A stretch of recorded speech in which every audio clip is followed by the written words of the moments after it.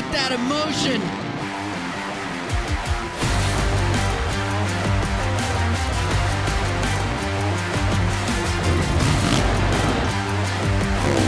Around the outside.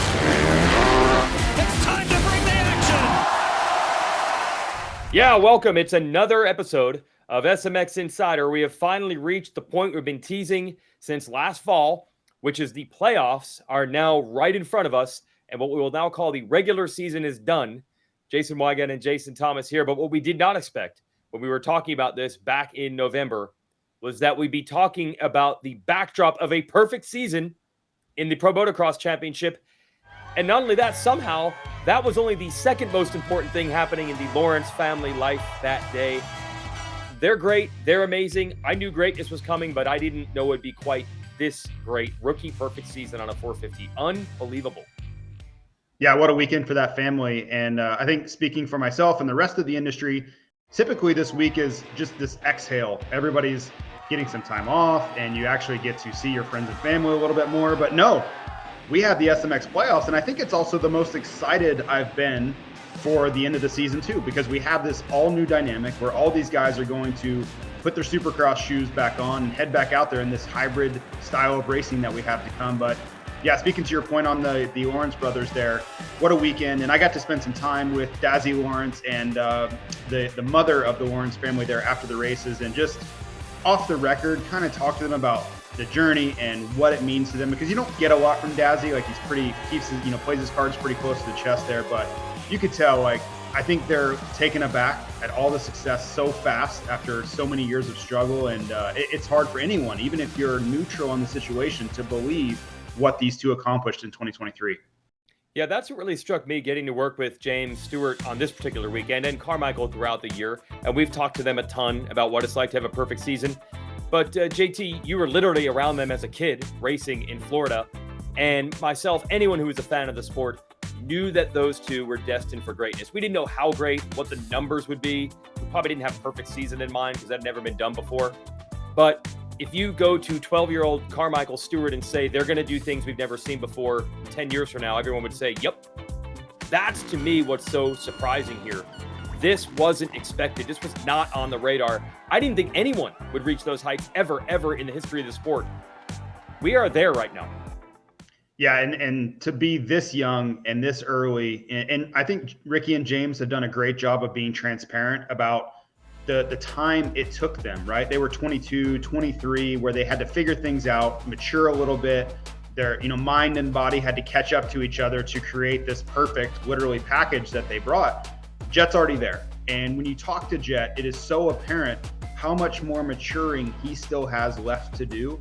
And to be this good, this early, and the landscape of racing that's ahead of him, or he looks like he could go on a run here, it's a really scary proposition for the racers. It's exciting for us. It's going to be wildly entertaining. But if you're one of these other guys, namely Chase Sexton, it's a really, really daunting setup. Yeah, and you saw that from Sexton. First of all, I want to thank him for keeping it interesting. As I've said the last couple of weeks, no offense to anyone that was racing in 02 and 04 and 08 when we had other perfect seasons. They were not pushing Carmichael and Stewart like Sexton was pushing Lawrence. And that last moto was absolutely epic. And if Sexton throws in the towel, it wouldn't have been nearly as dramatic or nearly as exciting. So I thank him for that, but he knows the task ahead of him. He can't throw in the towel at Ironman because that's throwing in the towel for the playoffs, for next season, for the next seasons. That's what makes this so intriguing. You have a guy in Chase Sexton who wears those emotions on the sleeve, and it hurt him bad because he tried so hard. And that's the storyline I'm looking forward to seeing play out. Can he use that fire? He's done it before to mount an attack. That's what makes this season even bigger than what we saw right now, I believe. Yeah, and I think if you're Chase Sexton, you really have to focus on keeping your head up because I think he was really dejected after that second moto, not being able to beat Jett, any of the attempts he had. But if you look at what they did to the rest of the field, they were 40-plus seconds ahead of third place in that moto, right? So I'm sure there's a lot to be stressed about, and you wish you had gotten that win. But if you look at that compared to the rest of the field and where you are, your level in the sport, I think there's also a lot to be optimistic about, right? They are so much better than the rest of the field. Dylan Ferrandis had a big crash, right? So he was out of it. but you just look back and you're like, hey, where is everybody else? And that just speaks to the level that both of those two are on. So as we enter these playoffs, I think Chase has to really focus on finding some confidence, because he goes in as the number 1 seed, right? It's easy to say, well, this is Jett's for the taking. Not so fast. Chase is your Monster Energy Supercross champion. Chase has the points lead, and we're going to completely change venues here and start over with Chase having the advantage going in. So it's a nice setup, but I love the mental aspects of it coming out of there, and how these two process the next 2 weeks as we kind of reset the deck here. Yeah, because neither side is giving up, and that's what we like. That's what leads to great racing. And then we'll have Tomac back in 2024. But yes, we're going to focus on the playoffs in a moment, but let's soak up that moment. You were down there on the podium with both Hunter and Jett Lawrence. Like I said, the perfect season wasn't even the big story. It was that Hunter won the 250 title, leading to brothers and a Honda sweep for the year. Incredible. Here's our big interview. Good job with this, JT.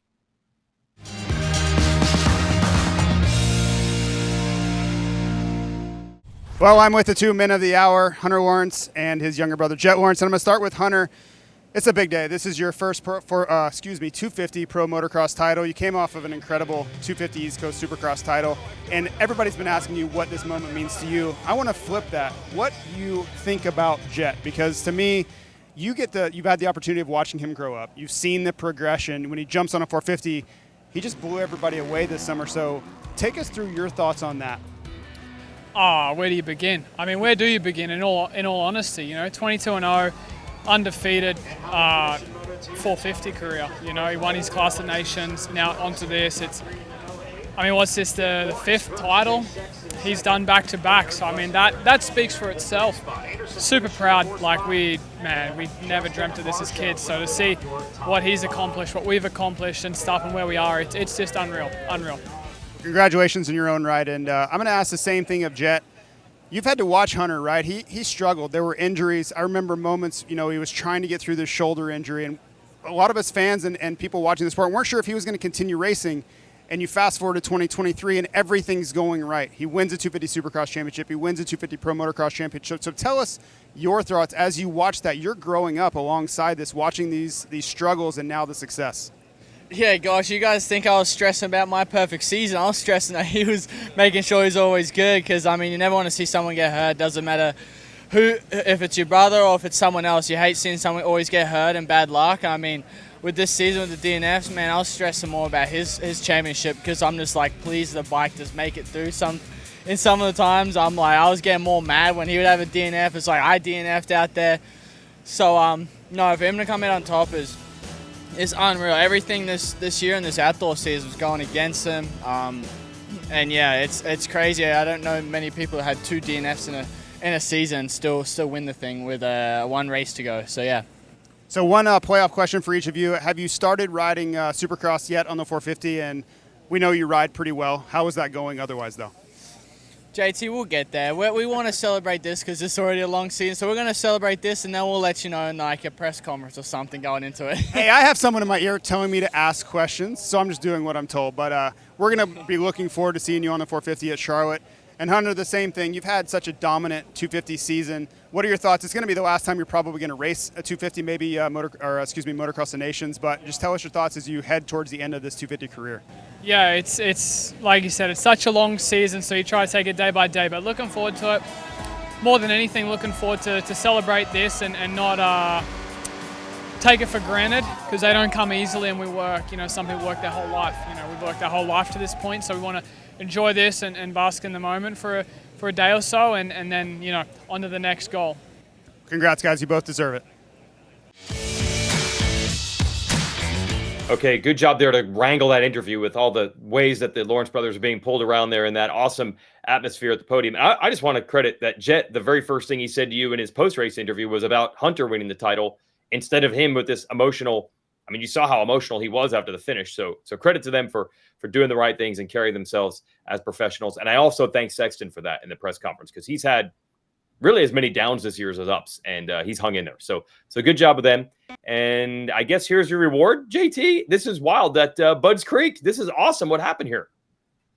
Yeah, it was so flashback to 2022, and this toy was presented, and we had him up on, and I was so jealous. I've always wanted one of these Lego style toys, and come around 2023, I'm surprised with this thing on Friday. And yeah, I have it on my, with all my trophies and things that I hold dear now. And it's, it's a little things like that. But, it's been so long since I raced now to have things of my best race ever was that 2006 Budds Creek. To have that presented to me was, that was special. I really, really appreciated that. Yeah, that's Block's MotoX putting those together. Yeah, at Budds Creek, he showed up last year in 22 with one for James Stewart, and it was kind of designed to look like James when he famously jumped Larocco's leap on a 125. It's one of the all-time famous photos of the sport. And we found a somewhat equivalent leap that even Stu himself captured the attention, because in qualifying, when Haiden Deegan turned the finish line double into a triple, Stu could not focus on the monitors any longer. He caught it. And great job by our crew to have the cameras rolling in our booth to catch Stu catching this. And then that caught wildfire once he started doing it in the motos, Haiden Deegan, on social media, because everyone in the infield was shooting that on their phones or their video cameras. It was unbelievable, this jump. Yeah, so I was interviewing Levi Kitchen, who was the fastest qualifier. So after the second qualification, he comes up and the first thing he asked me before, we're not live yet. This is off camera. He goes, Did you see the thing Hayden's jumping? Is anyone else doing it? I don't want to do it. Like, is this something I'm going to have to do? And I'm like, whoa, no, I don't think anybody else is going to do it. I don't think anybody else wants anything to do with that. So it was so interesting to see the other riders react to this insane jump that I think they were all worried about if everyone started doing it. I'm going to have to do it now, and I don't want to do that. So, yeah, leave it to Haiden Deegan to pull off a jump that's not meant to be jumped.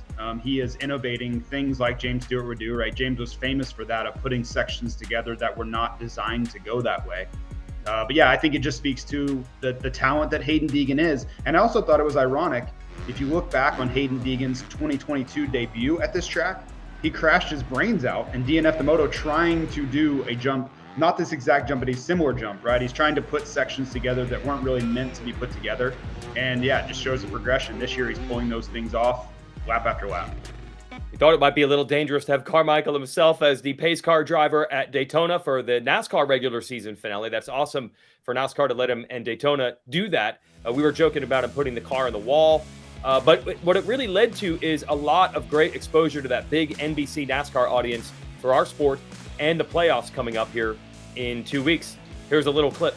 So you're one of only a couple of guys who've had a perfect season. This kid, Jett Lawrence, 20 years old. He's coming after you for 31-0, man. How incredible is he in your opinion? He's one of the best that the sport's ever seen, and I think he has what it takes to break all the records. I really do. If he chooses to race is that long to get the job done, he's an incredible talent. He's generational. He's great for the sport. A great leader for young kids coming up, and I can't wait to watch him at the inaugural season of the SMX Playoffs. World Playoffs starts in Charlotte. September 9th will be on USA. How excited are you for that, to see these guys go head-to-head in a playoff format? Yeah, I absolutely love it. It being the inaugural season, I didn't know how big it was going to be. I didn't think anyone was, but now you see all the riders really embracing it. It's going to be a great time. I'm glad to be a part of it. So that's what it's all about here when we do things like this. When NASCAR drivers come over to our world, or when someone like Carmichael goes over to their world, when you get the big NBC NASCAR regular season audience talking about Jett Lawrence and a perfect season, that does massive things for Jett, and then a byproduct, the entire sport. So good job, RC, kind of carrying the flag for us there. Yeah, it's great. These are all like-minded people, right? And the more people we can expose to things like Jett's greatness. I thought it was a great crossover. I thought the NASCAR crew did a great job of updating all the fans, because again, I think there's a lot of crossover there. There's a lot of people that love racing, and this Peacock, platform gives us an opportunity to be right in the middle of it. Let's give you an update on Austin Forkner. So we had talked about his rapid return to the sport, and then suddenly he was on the verge of making the playoffs, and then almost as if it was scripted, he and Styles Robertson, who are fighting for the last spot to get into the playoffs, are battling in the last moto of the year, and he crashed hard. Luckily, he's okay, and I still think he'll get in with a shot as an alternate through the LCQ, which is a tough road to go, but nobody wants to see Forkner hitting the ground again. No, and you can say lots of things about Austin Forkner, but you can't say that it's boring. This guy has given us so many ups and downs throughout his career, and true to form, as he's battling to get into this playoff contention, he has another big one. Thankfully, he got up, and I saw him posting on his Instagram that he's relatively okay, and I do think we'll see him get in Charlotte. There's a lot of hoops to jump through with the alternate, process there, but to have Austin Forkner in this lineup, and I think he would likely qualify. This is a multi-time Supercross winner. He could really shake things up. Maybe a bad gate pick, but that's okay. Those Pro Circuit Kawasaki's seem to have their starts figured out. Yeah, that's our next topic. A whole bunch of them. Shimoda, not normally known as a good starter, they really improved toward the end of the year. And then Rodder DiFrancesco pulling 2 whole shots on the day. I think Seth Hamaker was up there each time. Something's up. You actually talked to Mitch Payton. They've made some improvements. Yeah, I spoke with Mitch, and he said that they found a setting just before the Southwick National, and that really turned the corner on their starts. And I was very curious to see if that was something, because a lot of times you'll have engine parts that just won't work for Supercross. They don't create enough torque, or it's really towards the top end of the RPM range. But thankfully for that team, no, this is something they will be running during the SMX playoffs. Yeah, it's a coup to Mitch Payton to get those up front, and maybe it'll pay dividends in September. Got something special going there, and they can carry that into the playoffs. Let's show you the standings as they come in. One of those Kawasaki riders to note is that Seth Hamaker did get the job done by only a handful of points here. You'll see that he did move into the top 20. So Hamaker now is into the motos automatically, and the gate picks for those top 20 riders are determined not by your seeding, but by your qualifying time. And Hamaker has speed. So by just getting into that top 20, I wouldn't be surprised if Hamaker wins one of these motos, wins one of these overalls. He's won a Supercross race before. He has speed. We haven't seen it for the 30 minutes, but with his starts and his speed, I mean, he could really be dangerous. Yeah, I fully expect to see him at the front. Now, whether he stays there or wins or any of that, that's to be seen. But he is a great starter, and we mentioned the newfound power that these Kawasaki's have. I think he's going in with a lot of confidence, right? He doesn't have to worry about the points so much anymore. And with this accelerated points as we go through the 3 rounds, he could really vault up the leaderboard pretty quickly. And there's a ton of money at stake per round anyway. So it's a really nice opportunity here for Seth. Yeah, one other thing to note in those points is that Justin Cooper did not have any points when the 250 Pro Motocross series began because he couldn't race 250 Supercross. You see where he is now, solidly in contention, and that's got to make him feel a little better after getting second again in this series outdoors. There's still a lot more to play for. Now, along with the Lawrence brothers' domination, the story right in tandem of that was Honda trying to do what no manufacturer or team had ever done, which is win all these titles that are currently available. Shout out to 1978 Yamaha, who did sweep the titles that were available then, but it was a different class structure at the time. Unbelievable how Honda could not get anything to go right in the 450 class, no matter how much they tried or how much money they spent. And now, Supercross and Outdoors, they've swept both 450 titles. Yeah, it's funny how it's a little bit of feast or famine, and it sure was a famine there, going on 20 years since they had won a championship, and now they seemingly can't do anything wrong. And I kind of joked that all they needed to do was put Lars Lindstrom in charge earlier and everything would have turned around. But no, kudos to that team. You can really, if you get the opportunity to go by there, you can just stand along the fence line and look, and there's a lot of camaraderie. Everybody likes each other. They're joking around. And I think that's really showing up on the racetrack. Now, it helps to have riders like Chase Sexton and the Lawrence brothers on your team, of course. But I really think that the different atmosphere has attracted those riders, and those results they're playing out, right? You look at any other sport, when the team comes together and everybody's aligned and working towards one goal, good things usually happen. And that just feels like what's happening at Honda HRC right now. So congrats to Honda for pulling that off this year. Let's talk 450 SMX points. The bubble battle there for the top 20 actually brought riders back to the track. Colt Nichols, Shane McElrath, and Josh Hill came back. This is hilarious. So Hill wasn't planning on racing, but he was driving from his one home in the Pacific Northwest, where his parents live, to his new place where he lives in North Carolina. Hey, why not stop and race? And he ground out 2 points in the final moto of the year. I think he held off Jose Butron by 3.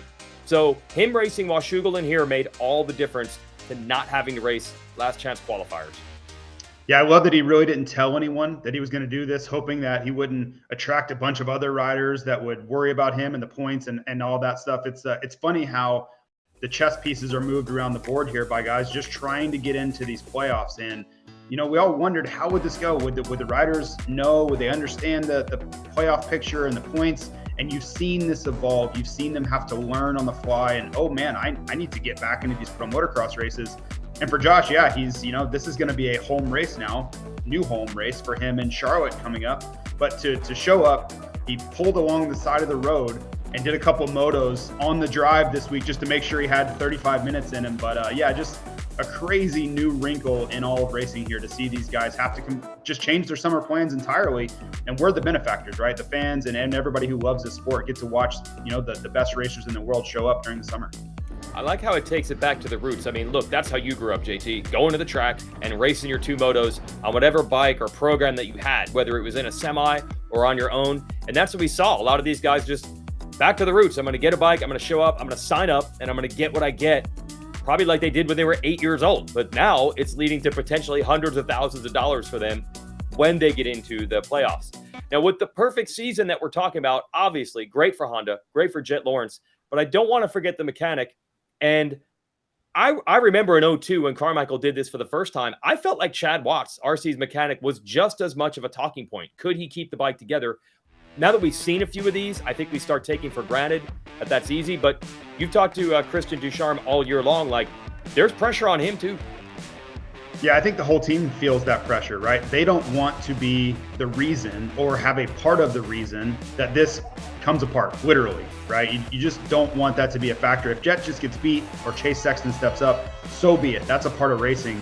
But to have this on the line and to be on the precipice of history and have some sort of mechanical letdown would have sucked the air out of the whole thing. And for a guy like Christian, who it likely wouldn't have been his fault. There are so many people that touch this motorcycle between the suspension and the chassis technicians and the engine department. But yeah, the fans or the uninformed would have thought it's the mechanic's fault. So I'm sure he was nervous every single lap as we got closer and closer here. But to their credit, to the credit of that entire team, no mistakes were made, and Jett brought it home. Show you the upcoming schedule here for the playoffs. We have this upcoming weekend of Labor Day off, and then it's back to the racetrack September 9th, ZMAX Dragway. That is part of the Charlotte Motor Speedway complex, about 20 minutes outside of downtown Charlotte. You'll be pleasantly surprised if you've never been there before. They host huge events. There's camping available.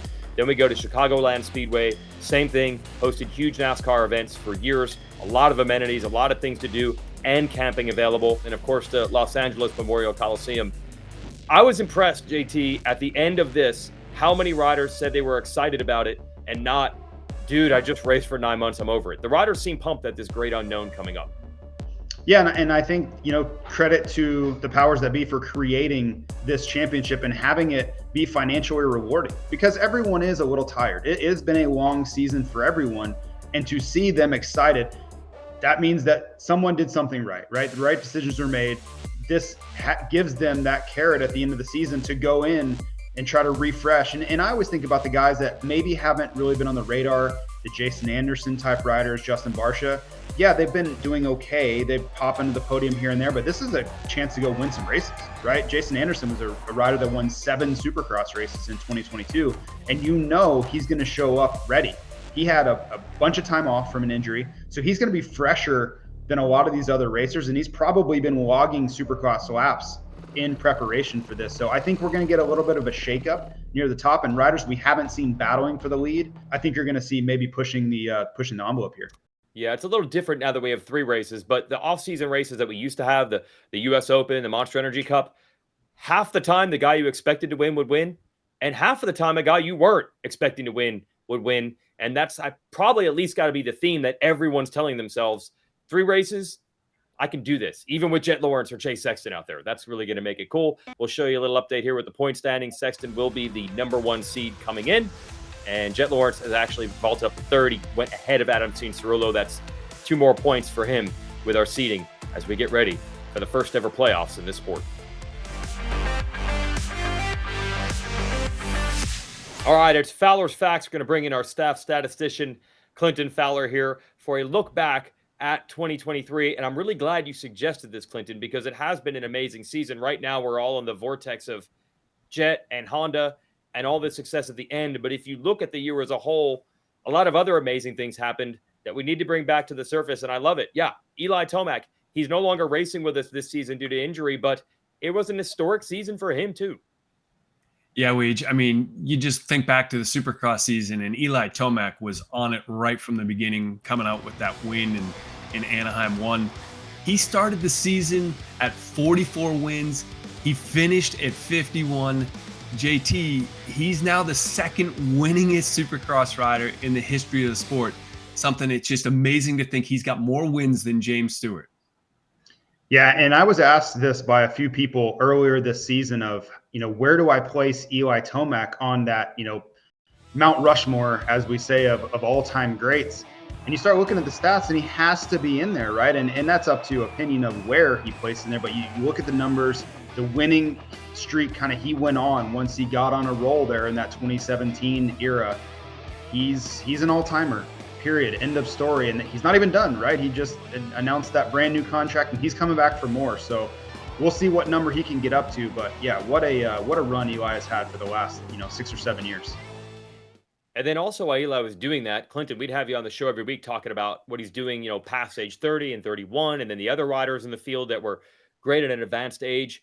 And that was so much talk, I'd say, through the winter and the spring.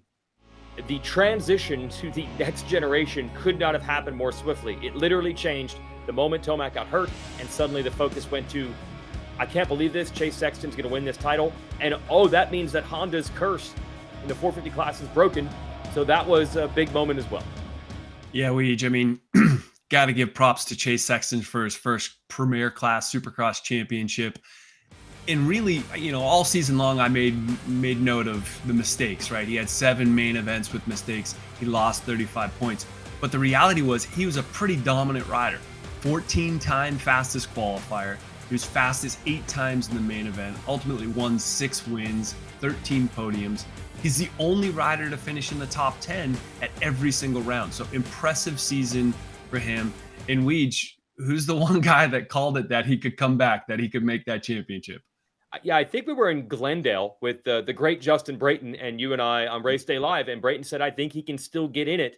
So when Brayton speaks, I always listen, but I really do want to credit Sexton for staying in it. To me, when he won Atlanta, I started looking at the points and said, wait a minute, we know Sexton can go on a run.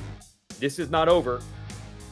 I think Sexton could have won New Jersey, but it turned out to be a crazy mud race, and they got knocked down by Barsha. Had he done that, and we saw at the end of the year he had the speed to do it, I think he could have made a push even without the Tomac injury. But whether you think he earned it or had it gifted or not, it's not going to matter down the road. Everyone always refers to, for example, Jason Anderson as a Supercross champion. Chase Sexton will always be a Monster Energy Supercross champion. You cannot take that away. 5 years from now, 10 years from now, that's what we'll be talking about. So I don't want to hear anything about this gift stuff. He could have given up with those crashes halfway through the year and packed it in. So that's impressive.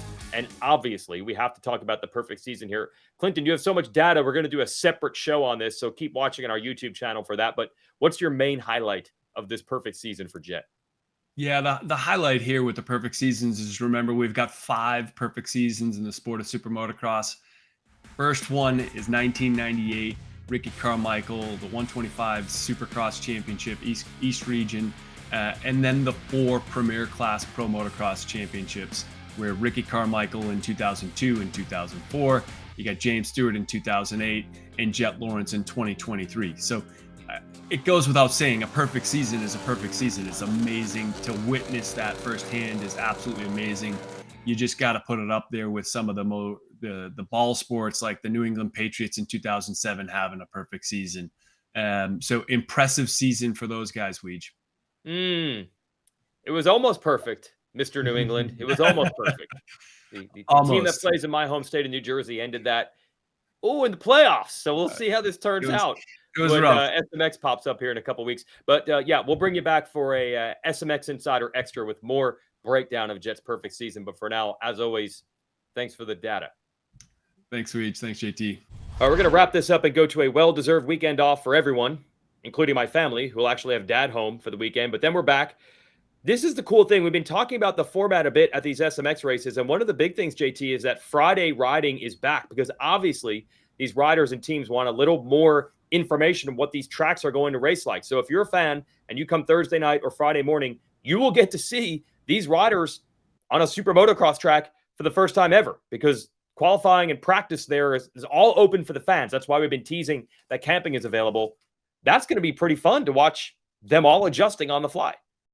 Yeah, it's going to be awesome. I think to have a full weekend of this type of event is great, right? Because you think about normal supercrosses, people come in on Saturday, midday, and then they're there through the night, and then it's over, right? It's almost over before it started. But this is going to be a whole thing. You could come in Thursday night, spend the weekend with your family, watch the riders on Friday. There's going to be all sorts of activities going on Friday to, kind of preview and hype up this Saturday race, the debut in Charlotte, and of course, all day racing on Saturday. So yeah, come check it out. I'm sure that it's going to be a spectacle, especially this is the grand poobah, right? This is the SMX Playoffs, the debut year, and what a time to make history.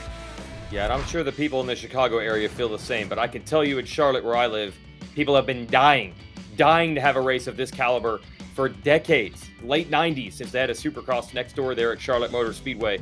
And this is really the heart of racing in so many ways in America. So this is going to be an awesome event. Make sure you come on out. If you can't, here's how you can watch it. It's a day race. The final motos will begin at 3 p.m. Eastern, and we'll have a pre-race show at 2:30. So you can watch the racing on USA Network, the pre-race show and everything else also on Peacock in the SuperMotocross Video Pass. And it all starts with Race Day Live at 9:30 a.m. on Saturday. Dan Hubbard, if you remember Race Day Live from Monster Energy Supercross, and Ryan Villapoto will be your host for that. So if you're with Peacock or the SuperMotocross Video Pass, we'll give you everything there. Or if you don't, you can watch the racing at 3 Eastern live on USA Network. It is going to be awesome. And we understand there's a lot coming at you to understand how this is all going to work. So we will be back with an episode of SMX Insider with myself, JT, and Clinton Fowler to preview these upcoming first ever playoff races in the sport. So we'll see you next week.